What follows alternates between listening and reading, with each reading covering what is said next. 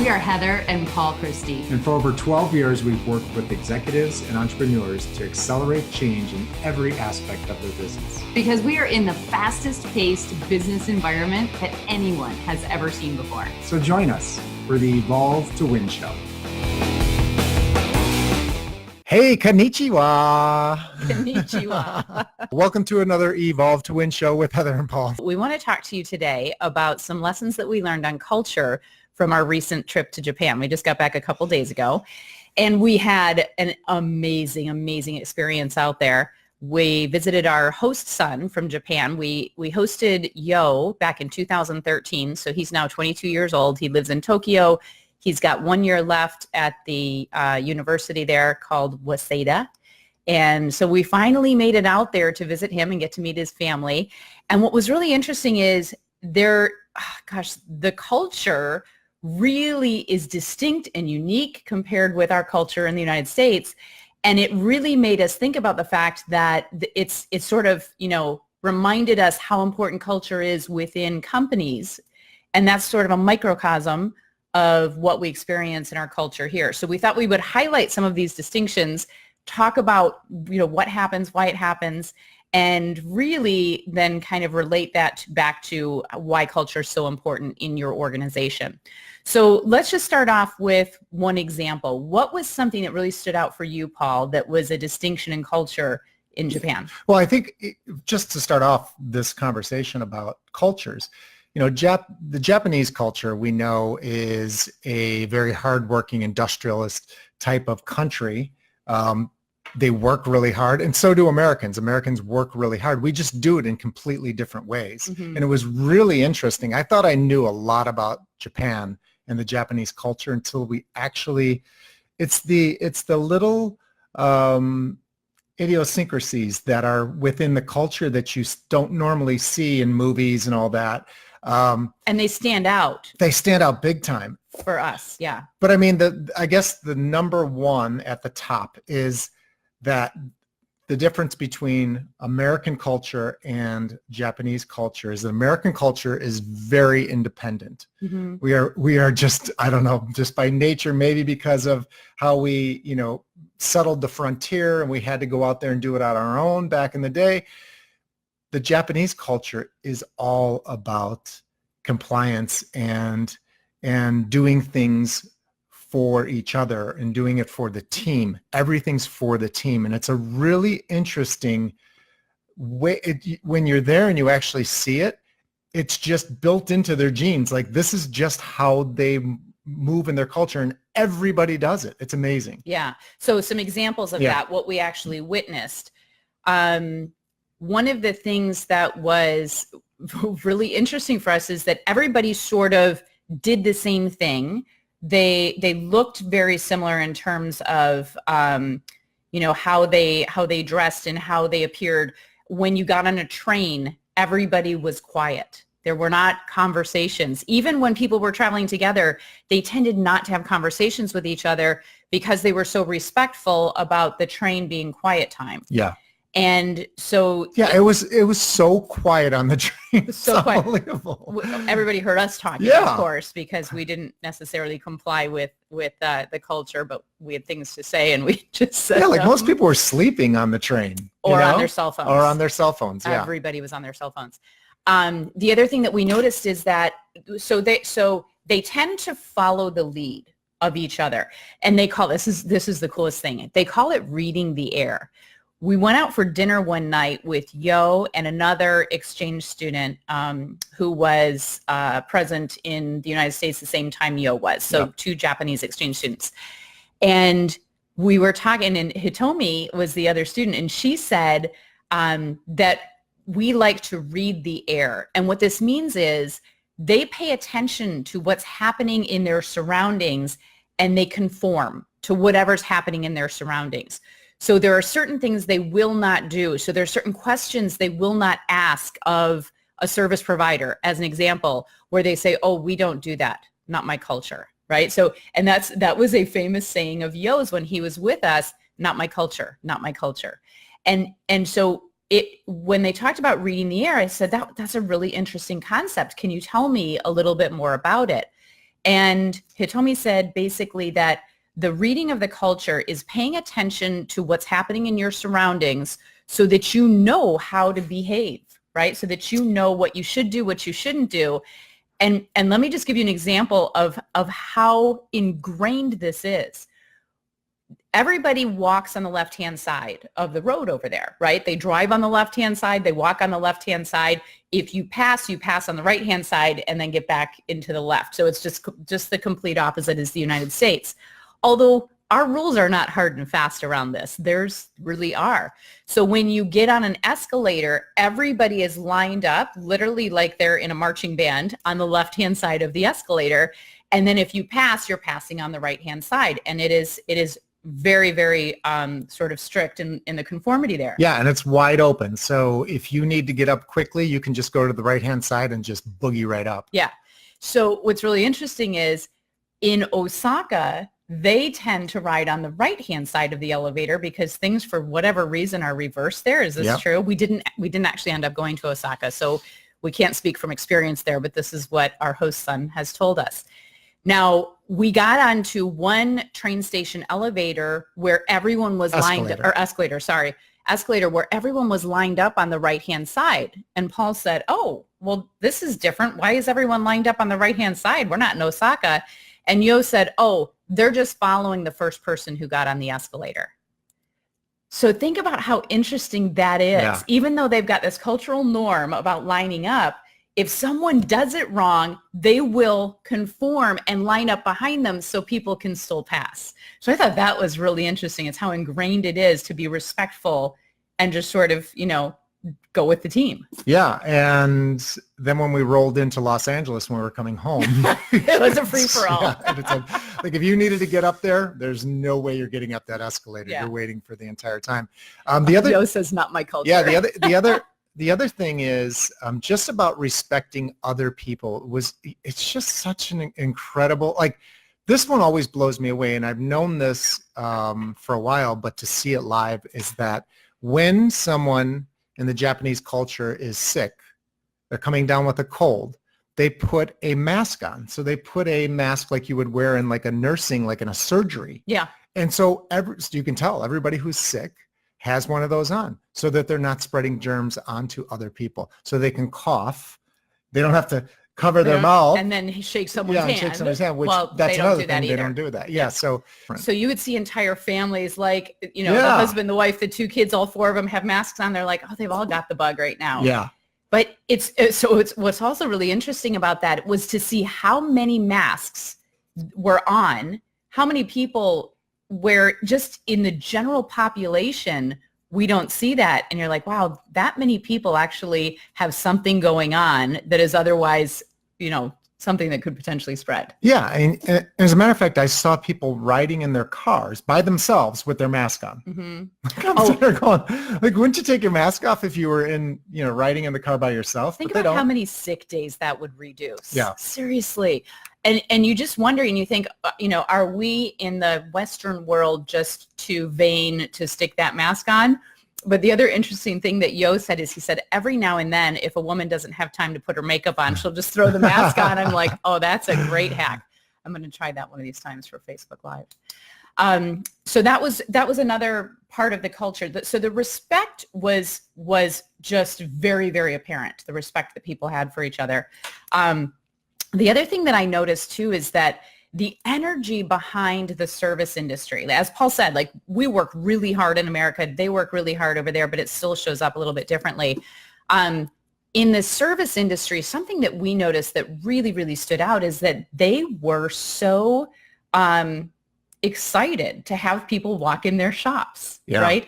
When they greeted us, we didn't necessarily even know what they were saying. We were clear that it was a greeting or a welcome or something, right? But it didn't really matter the words that they were saying. We could read in their body language the authenticity of their excitement to serve us. And, when that happens in America, when you see someone who's actually really excited to serve you, that has a company stand apart, right? I mean, it is easy to stand apart here because that's not expected. And I can only think of one instance in 9 days in Japan, only one instance where we didn't have somebody just completely open and welcoming and happy to have us there. And that was the taxi cab driver. And yet he was out for us too. Yeah. We tried to get in a taxi the last night we were there, and it was a really short walk, like literally a 15-minute walk, but we were just, we were doing like 20,000 steps a day. So we were exhausted, wanted to get home. And I showed him my cell phone to show him the address that we wanted him to take us to. And he looked at it, and we have no idea what he said, but his message was very clear. I'm not taking you. You need to walk. Yeah. So he was the only one out of all of them. But what that really had me think is that, it's not what you say, it's how you say it, right? We couldn't understand all the words that were being said. Thank God we had Yo with us so that he could translate everything that needed translating. But even though we couldn't understand what was being said, we could absolutely tell through body language the energy that was there.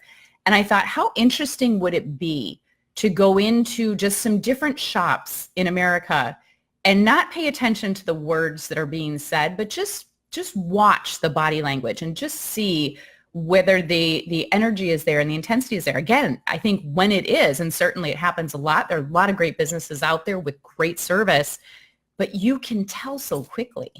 Yeah, and I don't know if it is because, the business model that they have in Japan. So there's no tipping in Japan. You just pay, and everyone's getting paid whatever that wage is. So whatever, it's $13 an hour or $14. I don't know exactly what that is in Japan, but there are no tips. So I don't know if that just creates more of like a, I don't know. I mean, I don't know if it just makes it so that people are just comfortable with their jobs and they just do it the way, but it's definitely cultural. And I was going to say that the only other place that I've really been to in the U.S. where they've gone out of their way, and it's just a local business that's in Fort Myers.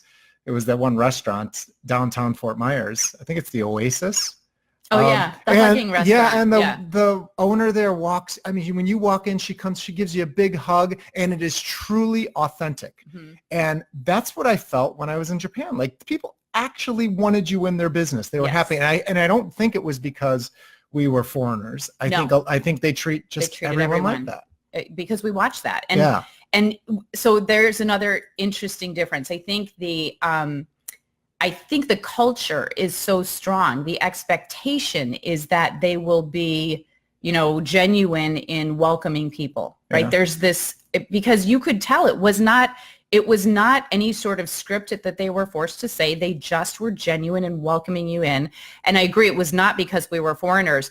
What's interesting is Paul was about 2 feet taller than the crowd at most times. And we expected that people would sort of be like, wow, like pointing or noticing or saying something. And it really did not happen, except for I remember one time when we were walking out of a store, I turned back and I saw the guy going, like talking about how tall you were. But in general, they were not pointing anything out. They were really, really careful to make sure that we didn't feel out of place there, even though we looked completely out of place, because there are not a lot of Westerners touring around Japan. So, so I think in cultures in the U.S., we do have the challenge in business with so much independence. So we have employees, we have people that work in companies that are not necessarily team players, but that doesn't necessarily mean that you have to have a team of people who are completely independent. It's finding those people that want to be on your team, that want to fit into your culture properly, just like they do in Japan. I mean, there are people who are, that don't follow the culture, that do things differently. Mm-hmm. But for the most part, most people do. But it's your responsibility as an owner or as a leader to really find the people that are going to fit the best in your company. Mm-hmm. And some people aren't going to fit always the right way. Right, right. So again, we do it very differently. We have more of an independence and a uniqueness that we value, I think, over here, certainly compared with Japan.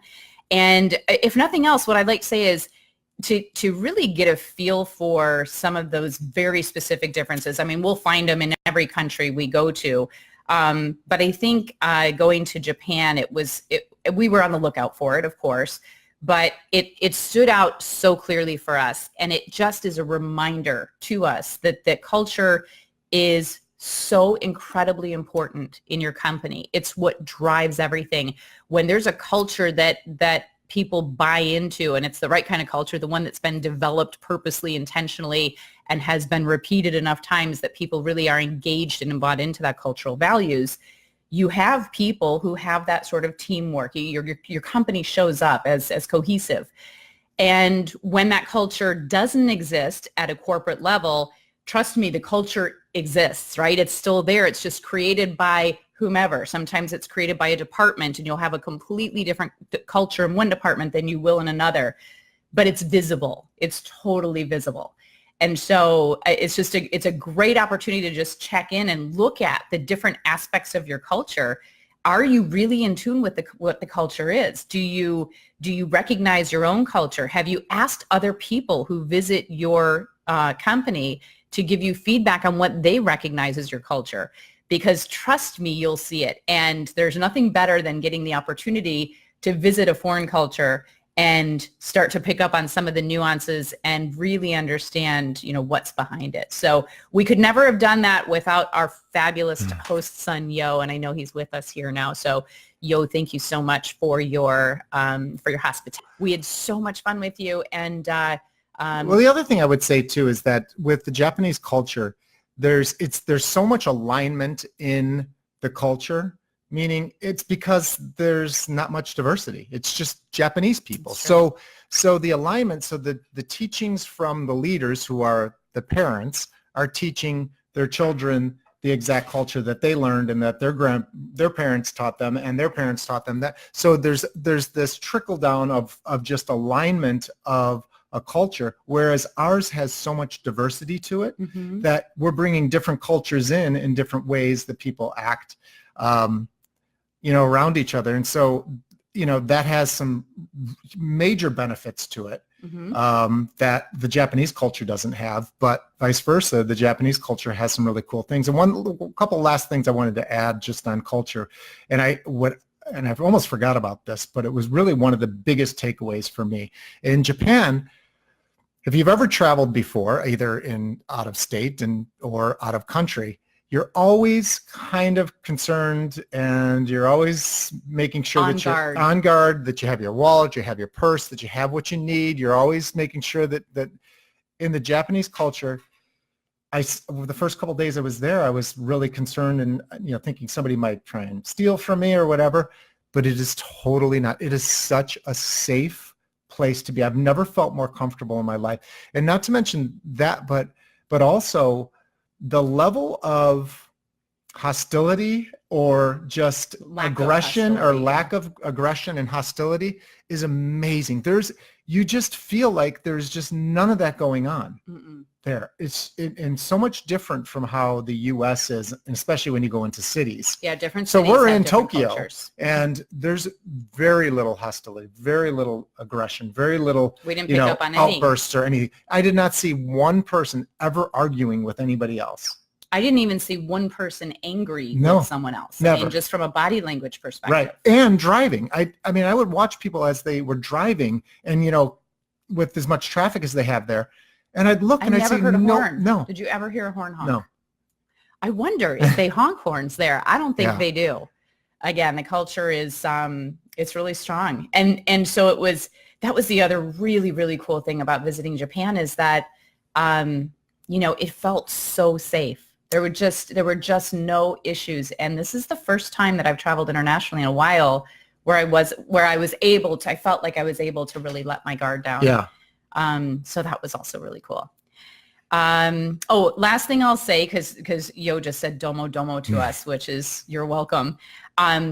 Which is just a funny mistake that we made at first. And oh my gosh, we're probably not the first Americans to make this mistake. But if you go to Japan, here's a hint.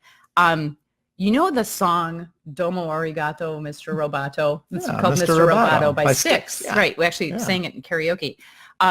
So we made the false assumption that Domo Arigato meant thank you very much, because you kind of like Domo Arigato, and then it's like thank you very much, Mr. Roboto. So we at times, when we wanted to show extra thanks to someone, we'd say domo arigato, which is like completely wrong. So don't do it. It's just arigato or arigato gozaimasu. Domo is you're welcome. Domo is a way to say you're welcome, although I don't know that they use that all the time. So anyway, that was kind of funny. That was one of our like stupid American things that we did the first couple of days we were there until Yo caught us saying it. He said, "Did you just say domo arigato? Don't do that anymore." That's funny. So anyway, well, arigato. That's thank you. Arigato gozaimasu. Yeah. Yes, thank you very much for joining us on another Evolve to Win show. We hope you enjoyed it. And if you liked it, please share it. And we will see you next week. If you haven't connected with us yet, you can go to heatherchristie.com, sign up for our leadership list, or please connect with us on LinkedIn. Have an awesome day.